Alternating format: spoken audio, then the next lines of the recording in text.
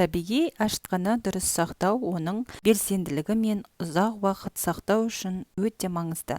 Міне оны қалай дұрыс сақтау керектігі туралы кеңестер. Тоңазытқышта сақтау бұл әдіс ең жиі қолданылатыны және ең ыңғайлысы болып табылады. Табиғи ашытқыны таза ауа кірмейтін шыны ыдысқа салыңыз.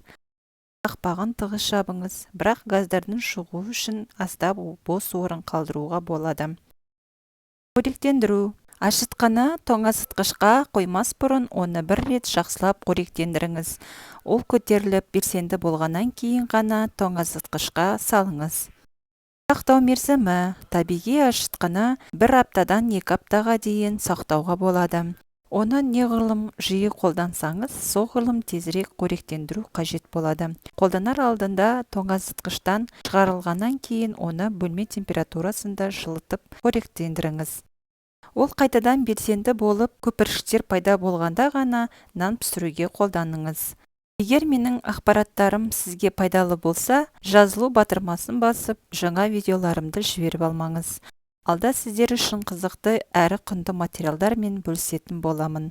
Сіздермен болған Әйгерім, келесі кездескенше сау болыңыздар.